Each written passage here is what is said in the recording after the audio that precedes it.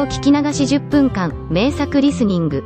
英語テキストと MP3 ダウンロード、その他の物語は、ホームページよりご利用いただけます。88thpp.com 88thpp.com The palace was finished by next day, and the genie carried him there and showed him all his orders faithfully carried out, even to the laying of a velvet carpet from Aladdin's palace to the Sultan's. Aladdin's mother then dressed herself carefully, and walked to the palace with her slaves, while he followed her on horseback. The Sultan sent musicians with trumpets and cymbals to meet them, so that the air resounded with music and cheers. She was taken to the princess, who saluted her and treated her with great honor. At night the princess said goodbye to her father, and set out on the carpet for Aladdin's palace, with his mother at her side, and followed by the 100 slaves. She was charmed at the sight of Aladdin, who ran to receive her. "Princess," he said, "blame your beauty for my boldness if I have displeased you." She told him that, having seen him, she willingly obeyed her father in this matter. After the wedding had taken place, Aladdin led her into the hall, where a feast was spread, and she supped with him, after which they danced till midnight. Next day Aladdin invited the Sultan to see the palace. On entering the hall with the 24 windows, with their rubies, diamonds, and emeralds, he cried, "It is a world's wonder. There is only one thing that surprises me. Was it by accident that one window was left unfinished?" "No, sir, by design," returned Aladdin. "I wished your majesty to have the glory of finishing this palace." The Sultan was pleased, and sent for the best jewelers in the city. He showed them the unfinished window, and bade them fit it up like the others. "Sir," replied their spokesman, "we cannot find jewels enough." The Sultan had his own fetched, which they soon used, but to no purpose, for in a month's time the work was not half done. Aladdin, knowing that their task was vain, bade them undo their work and carry the jewels back, and the genie finished the window at his command. The Sultan was surprised to receive his jewels again and visited Aladdin, who showed him the window finished. The Sultan embraced him, the envious vizier meanwhile hinting that it was the work of enchantment. Aladdin had won the hearts of the people by his gentle bearing. He was made captain of the Sultan's armies, and won several battles for him, but remained modest and courteous as before, and lived thus in peace and content for several years. But far away in Africa the magician remembered Aladdin, and by his magic arts discovered that Aladdin, instead of perishing miserably in the cave, had escaped, and had married a princess, with whom he was living in great honor and wealth. He knew that the poor tailor's son could only have accomplished this by means of the lamp, and traveled night and day till he reached the capital of China, bent on Aladdin's ruin. As he passed through the town he heard people talking everywhere about a marvelous palace. "Forgive my ignorance," he asked, "what is this palace you speak of?" "Have you not heard of Prince Aladdin's palace?" was the reply, "the greatest wonder of the world? I will direct you if you have a mind to see it." The magician thanked him who spoke, and having seen the palace knew that it had been raised by the genie of the lamp, and became half mad with rage. He determined to get hold of the lamp, and again plunge Aladdin into the deepest poverty.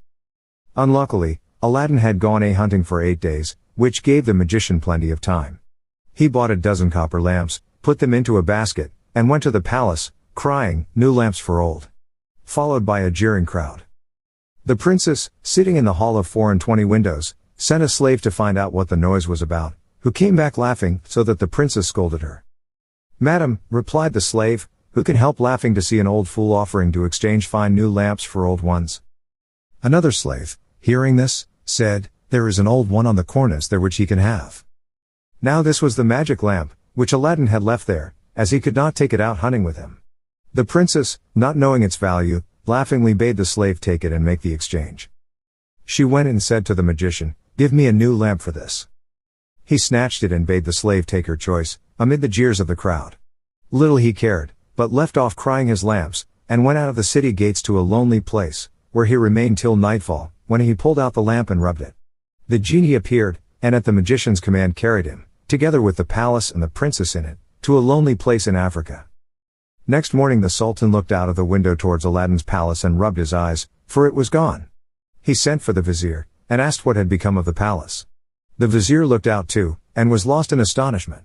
He again put it down to enchantment, and this time the Sultan believed him, and sent 30 men on horseback to fetch Aladdin in chains. They met him riding home, bound him, and forced him to go with them on foot. The people, however, who loved him, followed, armed, to see that he came to no harm. He was carried before the Sultan, who ordered the executioner to cut off his head. The executioner made Aladdin kneel down, bandaged his eyes, and raised his scimitar to strike. At that instant the vizier, who saw that the crowd had forced their way into the courtyard and were scaling the walls to rescue Aladdin, called to the executioner to stay his hand. The people, indeed, looked so threatening that the Sultan gave way and ordered Aladdin to be unbound, and pardoned him in the sight of the crowd. Aladdin now begged to know what he had done. "False wretch," said the Sultan, "come hither," and showed him from the window the place where his palace had stood. Aladdin was so amazed that he could not say a word. "Where is my palace and my daughter?" demanded the Sultan. "For the first I am not so deeply concerned, but my daughter I must have, and you must find her or lose your head." Aladdin begged for 40 days in which to find her, promising if he failed to return and suffer death at the Sultan's pleasure. His prayer was granted, and he went forth sadly from the Sultan's presence. For 3 days he wandered about like a madman, asking everyone what had become of his palace, but they only laughed and pitied him. He came to the banks of a river, and knelt down to say his prayers before throwing himself in. In so doing he rubbed the magic ring he still wore. The genie he had seen in the cave appeared, and asked his will. "Save my life, genie," said Aladdin, "and bring my palace back." "That is not in my power," said the genie, "I am only the slave of the ring, you must ask the slave of the lamp." "Even so," said Aladdin, "but thou canst take me to the palace, and set me down under my dear wife's window." He at once found himself in Africa, under the window of the princess, and fell asleep out of sheer weariness. He was awakened by the singing of the birds, and his heart was lighter. He saw plainly that all his misfortunes were owing to the loss of the lamp, and vainly wondered who had robbed him of it. That morning the princess rose earlier than she had done since she had been carried into Africa by the magician, whose company she was forced to endure once a day. She, however, treated him so harshly that he dared not live there altogether. As she was dressing, one of her women looked out and saw Aladdin. The princess ran and opened the window, and at the noise she made Aladdin looked up. She called to him to come to her, and great was the joy of these lovers at seeing each other again. After he had kissed her, Aladdin said, "I beg of you, princess, in God's name, before we speak of anything else, for your own sake and mine, tell me what has become of an old lamp I left on the cornice in the hall of 24 windows, when I went hunting." "Alas," she said, "I am the innocent cause of our sorrows," and told him of the exchange of the lamp. "Now I know," cried Aladdin, "that we have to thank the African magician for this. Where is the lamp?" "He carries it about with him," said the princess. "I know, for he pulled it out of his breast to show me. He wishes me to break my faith with you and marry him, saying that you were beheaded by my father's command. He is forever speaking ill of you, but I only reply by my tears. If I persist, I doubt not that he will use violence." Aladdin comforted her, and left her for a while. He changed clothes with the first person he met in the town, and having bought a certain powder returned to the princess, who let him in by a little side door. "Put on your most beautiful dress," he said to her, "and receive the magician with smiles, leading him to believe that you have forgotten me. Invite him to sup with you, and say you wish to taste the wine of his country. He will go for some, and while he is gone I will tell you what to do." She listened carefully to Aladdin, and when he left her arrayed herself gaily for the first time since she left China. She put on a girdle and headdress of diamonds, and seeing in a glass that she looked more beautiful than ever, received the magician, saying to his great amazement, "I have made up my mind that Aladdin is dead, and that all my tears will not bring him back to me, so I am resolved to mourn no more, and have therefore invited you to sup with me. But I am tired of the wines of China, and would fain taste those of Africa." The magician flew to his cellar, and the princess put the powder Aladdin had given her in her cup. When he returned she asked him to drink her health in the wine of Africa, handing him her cup in exchange for his as a sign she was reconciled to him. Before drinking the magician made her a speech in praise of her beauty, but the princess cut him short saying, "Let me drink first, and you shall say what you will afterwards." She set her cup to her lips and kept it there, while the magician drained his to the dregs and fell back lifeless. The princess then opened the door to Aladdin, and flung her arms round his neck, but Aladdin put her away, bidding her to leave him, as he had more to do. He then went to the dead magician, took the lamp out of his vest, and bade the genie carry the palace and all in it back to China. This was done, and the princess in her chamber only felt 2 little shocks, and little thought she was at home again. The Sultan, who was sitting in his closet, mourning for his lost daughter, happened to look up, and rubbed his eyes, for there stood the palace as before. He hastened thither, and Aladdin received him in the hall of the 24 windows, with the princess at his side. Aladdin told him what had happened, and showed him the dead body of the magician, that he might believe. A 10 days feast was proclaimed, and it seemed as if Aladdin might now live the rest of his life in peace, but it was not to be. The African magician had a younger brother, who was, if possible, more wicked and more cunning than himself. He traveled to China to avenge his brother's death, and went to visit a pious woman called Fatima, thinking she might be of use to him. He entered her cell and clapped a dagger to her breast, telling her to rise and do his bidding on pain of death. He changed clothes with her, colored his face like hers, put on her veil and murdered her, that she might tell no tales. Then he went towards the palace of Aladdin, and all the people, thinking he was the holy woman, gathered round him, kissing his hands and begging his blessing. When he got to the palace, there was such a noise going on round him that the princess bade her slave look out of the window and ask what was the matter. The slave said it was the holy woman, curing people by her touch of their ailments, whereupon the princess, who had long desired to see Fatima, sent for her. On coming to the princess, the magician offered up a prayer for her health and prosperity. When he had done, the princess made him sit by her, and begged him to stay with her always.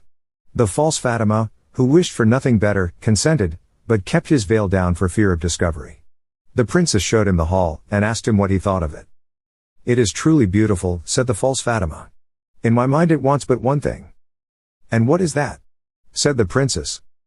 "If only a roc's egg," replied he, "were hung up from the middle of this dome, it would be the wonder of the world." After this the princess could think of nothing but a roc's egg, and when Aladdin returned from hunting he found her in a very ill humor.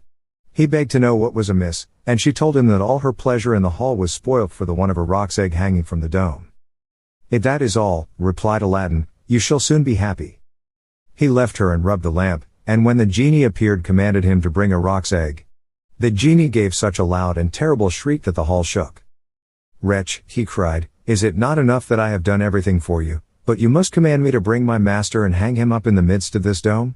You and your wife and your palace deserve to be burnt to ashes, but this request does not come from you, but from the brother of the African magician whom you destroyed.